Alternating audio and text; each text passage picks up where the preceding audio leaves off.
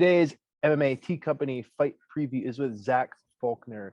Zach is going to be putting his 4-1 record on the line when he takes on Mike Murray, who is 3-2 for the vacant welterweight amateur belt at NEF 46 in Portland, Maine. Zach, thanks for joining me today. I know you're about about a week and a half, 2 weeks out from the fight. So, how are you feeling going into this fight against Mike? Feeling super good right now. I just finished up my last hard sparring and felt super good with that. So, I'm just ready to get in there and fight. And it's interesting here, and when people finish up their sparring, if they spar all the way to the fight, if they spar hard 2 weeks out or 3 weeks out. So is that how you typically run your camps? Is about 2 weeks out will be your last hard sparring rounds? Yeah, and I'm not somebody who really spars hard a lot. I kind of save that more for camp. But just 2 weeks out, I kind of turn it up a little bit more. So I'm more kind of in fight mode, I guess is the best way to put it. Yeah, and getting in that fight mode, it's something that a lot of people, some people struggle with. Some people walk around in that mode all day long. So are you are you that person that you kind of have to lock in? You have to tell yourself, all right, it's more than a sport. Like, we're actually going to go in there and we're going to get in a fist fight, and somebody's going to get hit in the face. It's not going to feel good. Yeah, I mean, if you told me today I had to go fight somebody, I would go do it.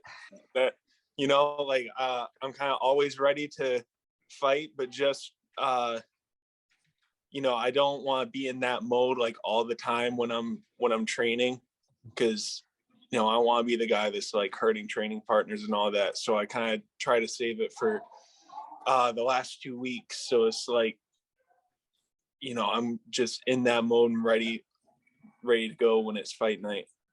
But yeah, if a short notice fight or anything came up, I'd be good to mentally, I'd be ready to just go in there and fight. So it seems like you have had a full camp, a good camp for this fight. Going to be your 4-1, so it's going to be your sixth fight. Walk me back to before you ever took an MMA fight. How did you find the sport? How did you start? Where did you find your gym? Just talk me through your start in MMA. So initially, I was really into boxing. I used to watch it with my grandpa a lot. He was super into Mike Tyson. So, that's basically all I watched was Mike Tyson and Ali. And I was like, man, I want to box. This fighting stuff looks pretty cool. And then I was flipping through the channels one night, and it was the undercard of Anderson Silva and Stephan Bonner. And I was like, MMA looks way cooler than, just going in and throwing hands with somebody. So I found the nearest MMA gym, which was Team Irish MMA in Brewer. I was living in Bangor, Maine at the time. And that was owned by Marcus Davis, the Irish Hand Grenade. And so he was my first MMA coach,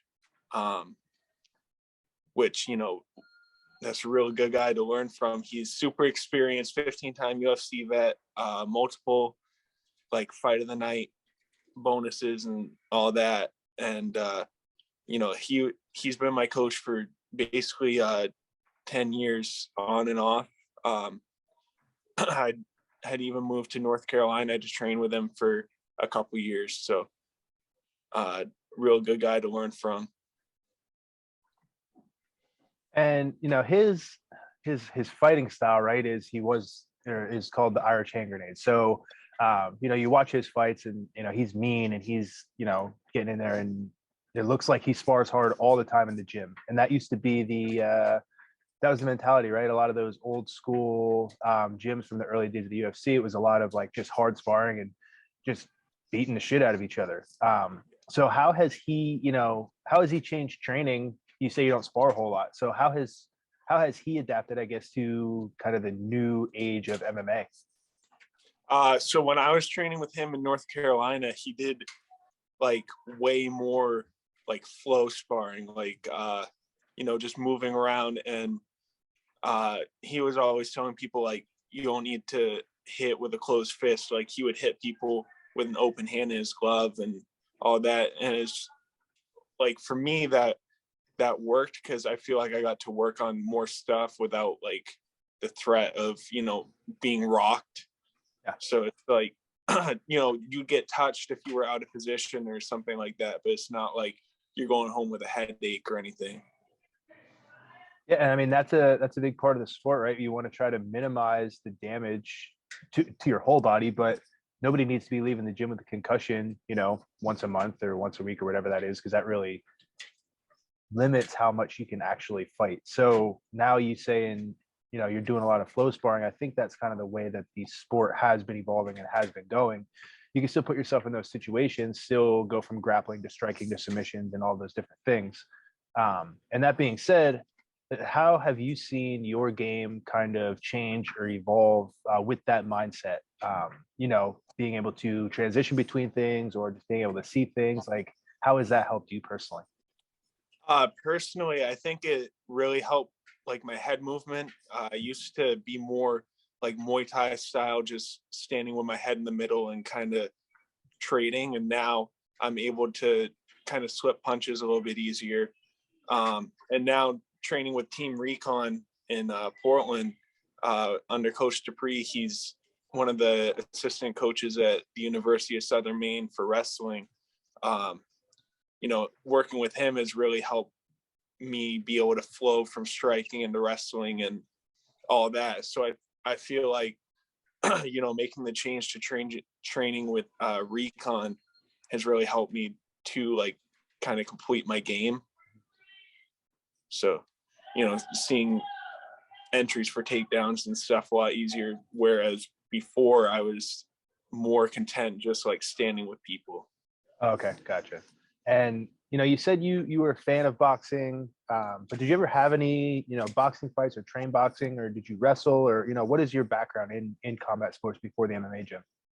I did a little bit of Taekwondo before I did MMA, but pretty much MMA since I was 12. I wrestled a little bit in high school, but when I started training, I was 12 and like jumped right in with the pros that were at Team Irish. I was sparring every Saturday with them. So even though I believe you're only 22, right? Yep. So even though you're only 22, you've got a decade of experience of training at this point.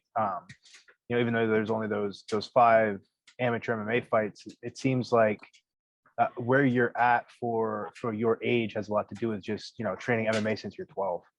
Yeah. Now that being said, oops, sorry, go ahead. I think it's like Rory McDonald kind of same thing, like training with all those guys since he was young, like the kind of the new age of people not being like one discipline.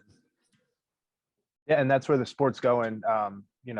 Tons of guys your age or even younger have been in the gym since they're that 10 to 12-year-old range and training strictly MMA. So it's been interesting to see the sport evolve over time for people like you, and to see if people older generations have been able to adapt to that fight style. And speaking of your style and the way that you fight and the experience that you have, just want to know how you think you match up against Mike. Why now is the time to fight him for that vacant belt. You're both young guys, both I think highly respected as amateurs in the area. So it seems like you guys were on a crash course to fight anyway. Yeah. So I feel like the fight with Mike, I think we're both pretty well rounded. I think he's like a purple belt in jiu-jitsu or something. He's had a couple Muay Thai fights along with the MMA fights. I think it's a good fight for me to go in and just showcase all of my skills, my wrestling, my jiu-jitsu, my striking. Because, he's going to be tough. He's going to be hard to finish. So I'll just get to display my whole game. Obviously I want the finish, but if it doesn't come, I think I'll grind out a 5-round decision. Awesome, man. We're looking forward to it. I know NEF 46 is going to be a big card, with, your title fight, a couple other title fights, and then some big pro fights too. So, the whole card should be fun. Um, Before I let you go, just wanted to give you a chance to shout out, your coaches, sponsors, teammates, anybody who's been helping you out so far to get to where you're at. Teammates, Cam Arnold, Henry Clark, John Dupree, coaches, also John Dupree and Henry Clark, and my boxing coach, Darren Elder.